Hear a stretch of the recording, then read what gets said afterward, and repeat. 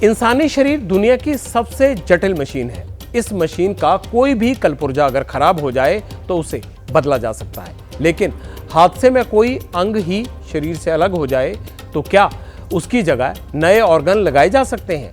बड़ा सवाल आपके मन में होगा, तो सुनिए। जी हाँ, ये सच है। इस चमत्कार को मुमकिन किया है दिल्ली के सर गंगाराम अस्पताल के डॉक्टरों ने, जिन्होंने राजकुमार नाम के एक शख्स के दोनों कटे हुए हाथों की जगह अंगदान में मिले एक महिला के दोनों हाथों को ट्रांसप्लांट कर दिया। सबसे पहले आप राजकुमार नाम के उस शख्स के परिवार से मिलिए जिसे डॉक्टरों ने नए हाथों का गिफ्ट दिया है, और उस महिला के परिवार से भी मिलिए जिन्होंने अपने हाथों का दान देकर राजकुमार को नई जिंदगी दी। जैसे हमने उनके हाथ देखे हैं, हमारे बीच में ही हैं। वो चाहती थी कि मेरे ऑर्गन डोनेट हों और आगे सबके लिए भी बोलती थी ऐसे ही करना चाहिए ताकि हम किसी के काम आ सकें। मैंने हाथ मुझे दिया है, उनका पूरे परिवार का धन्यवाद करता हूँ कि उनका शुक्रगुजार हूँ मैं कि मेरे को नया जीवन दान दिया है। इसके लिए तो वो बहुत बोलती थी कि जैसे ही मैं जाऊंगी कि तुम लोगों को ये बात याद रखनी है कि मेरे ऑर्गन डोनेट करने हैं, जो भी मैं डोनेट कर सकूं वो सब करना है तुमको। और एक उनका गाना था फेवरेट, रहे ना रहे हम। ऐसा जो मेरा भाई का दामन खाली था भर गया, इससे बड़ी खुशी हमारे लिए जीवन में कुछ नहीं हो सकता। 4 जानें और बची हैं, जैसे उनका कॉर्निया, उनकी किडनी, उनका लिवर और उनके हैंड्स, ये सब जो है उन्होंने डोनेट करे। देखा जाए तो अगर मीना गुप्ता जी अगर ये सब चीज़ ना अपना डोनेट करती, हैंड डोनेट ना करती, तो ये सक्सेसफुली नहीं हो पाता। रहे ना रहे हम, लेकिन हमारी यादें यहाँ रहेंगी। जाहिर सी बात है, हाथ देकर गई हैं, लेकिन डॉक्टरों का ये चमत्कार सिर्फ सुनने में आसान है। हाथों का ट्रांसप्लांट करने में सर गंगाराम अस्पताल के डॉक्टरों को कई घंटों लंबा और जटिल ऑपरेशन करना पड़ा, क्योंकि किसी और शख्स की हजारों मांसपेशियों को किसी और के हाथ की मांसपेशियों से बिना कोई गलती के जोड़ना सबसे बड़ी चुनौती थी। आप खुद इस ऑपरेशन में शामिल रहे डॉक्टर से सुनिए कैसे इस असंभव काम को उन्होंने संभव करके दिखाया। रेसिपिएंट है जिनको लगाना था, उनकी हमारे पास लिस्ट हमने बनाई और उनका हमने वर्कआउट किया कि भाई कितना ब्लड ग्रुप है, टिश्यू मैचिंग क्या है, किस तरह से है, कितनी लंबाई, कितना हाथ बिलो एल्बो चाहिए, अबव एल्बो चाहिए। तो किस लेवल पे आप ट्रांसप्लांट कर रहे हैं, कलाई के लेवल पे कर रहे हैं, कोनी के लेवल पे कर रहे हैं, बीच में, उसी हिसाब से हमें ब्लड वेसल जोड़ने पड़ते हैं। तो जैसे हमने इन पेशेंट्स में कोनी के ऊपर किया है, तो यहाँ मेजर वेसल होती है, ब्रेकियल आर्टरी कहते हैं, बहुत बड़ी वेसल है, तो उसको हम जोड़ते हैं और बाकी खून जिससे वापस जाता है शरीर में उनको जोड़ना पड़ता है। तो टोटल हमारी कम से कम 12 लोगों की टीम थी जिन्होंने ये ऑपरेशन को अंजाम दिया, एनेस्थेटिस्ट को मिलाकर। और उसके साथ साथ हमारे जो टेक्निकल स्टाफ होता है ओटी के अंदर, वो भी होता है। कम से कम 6 टेक्निकल स्टाफ थे जिन्होंने इस ऑपरेशन को अंजाम दिया। और इसमें सबसे बड़े चैलेंजेस होते हैं, ब्लड लॉस बहुत ज़्यादा होता है पेशेंट का, और हमें इम्यूनोसप्रेशन उसको ड्यूरिंग सर्जरी ही शुरू करनी होती है। तो हमें ब्लड साथ साथ देना था ताकि ब्लड प्रेशर बना रहे, और जैसे ही सर रिवैस्कुलराइज करें, हाथ जो है एकदम से ब्लड वेसल पेशेंट के हाथ से उनके नए जुड़े हुए हाथ में शुरू हो जाए। तो एक तरह से 4 टीमें काम कर रही थी जो रिसिपिएंट को तैयार कर रहे थे। एक एक स्ट्रक्चर को आइडेंटिफाई किया जा रहा था कि किस लेवल पे, कहाँ पे क्वालिटी अच्छी है, किस जगह पे जोड़ा जाएगा। ये मैसेज डोनर टीम के पास जाता रहता है, वो उसी हिसाब से अंग को उसी जगह से काट के अलग करते हैं शरीर से। जब जो रिसिपिएंट साइड पे बोलता है कि अब हम तैयार हैं, तभी खून का दौरा वहाँ पे रोका जाता है डोनर साइड पे, और हाथ लेके आए जाते हैं इधर।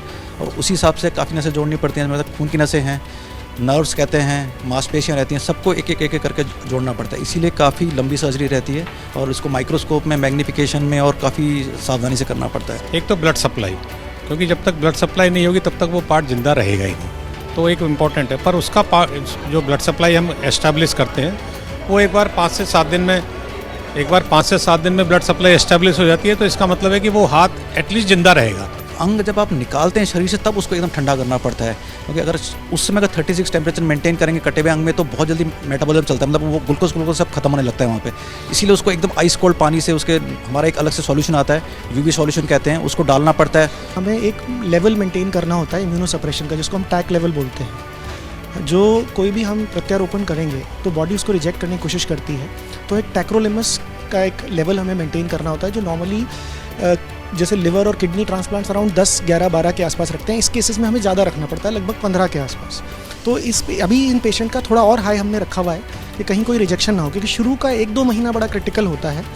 तो इसमें एक बार ये बॉडी थोड़ा सा एक्सेप्ट कर ले तो धीरे धीरे जो स्टेरॉइड्स है, टैक्रोलिमस है, माइक्रो और जो दवाइयाँ हैं वो धीरे धीरे कम कर देते हैं। और इन द मीन टाइम जो हमने नर्व्स इसमें जोड़ी हैं उनका रीजनरेशन स्टार्ट होगा और फंक्शनैलिटी आएगी। अभी तो जैसे एल्बो चल रही हैं, we are expecting within 9 months to 1 year इसके हैंड की फिंगर्स और रिस्ट का, सबसे पहले रिस्ट का मूवमेंट आने, एक्सटेंशन आने की चांसेस हैं, उसके बाद फिर फ्लेक्शन आएगा। तो इस तरह इसको मेंटेन करके रखना पड़ता है। और 1 से 1.5 साल में ये अपना रीजनेबल फंक्शन मतलब अराउंड 70% फंक्शन अचीव कर लेगा, जिससे कि अपनी रूटीन के अपने काम कर सकता है और कुछ इस तरह का प्रोफेशन कर सकता है जो ये उन हाथों से कर पाए।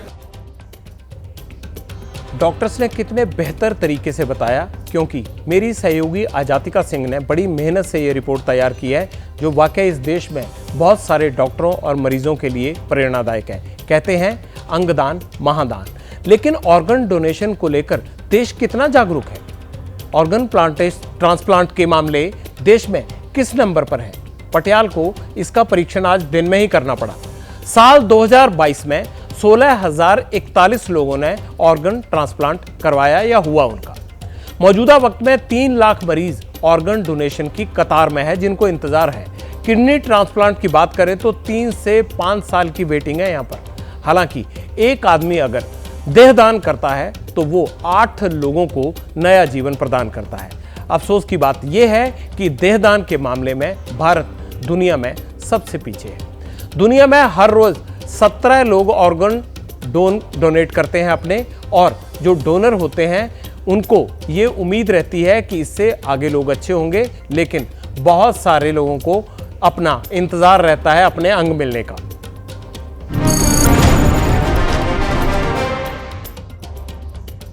जिंदगी में आपने कई लोगों की मदद की होगी, करनी भी चाहिए। मरना सबको है एक दिन, ये परम सत्य भी है। लेकिन जिंदगी की लकीर मिटने से पहले या उसके कुछ घंटे बाद तक आप दूसरों को जिंदगी दे सकते हैं, उनकी जिंदगी में उजाला कर सकते हैं।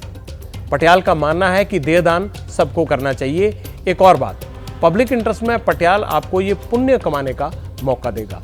आपको एक टोल फ्री नंबर दे रहा हूं, नंबर है 1800-114-770। इस पर कॉल करके आप देहदान कर सकते हैं। ये अमर होने का एक अच्छा तरीका है। जैसे ही घड़ी का काटा दोपहर 2:30 पे आए, बबीता जी का दिल सास बहू साजिश के लिए मचल जाए। और ये है इनकी बहू, पूरे दिन ऑफिस की टेंशन हो जाए गॉन जब ये करें अपना फेवरेट शो फ्री टाइम पे ऑन। इनकी तरह आप भी देखें अपना फेवरेट शो अपने टाइम पर और डाउनलोड कीजिए एबीपी लाइव ऐप अपने स्मार्ट टीवी पर।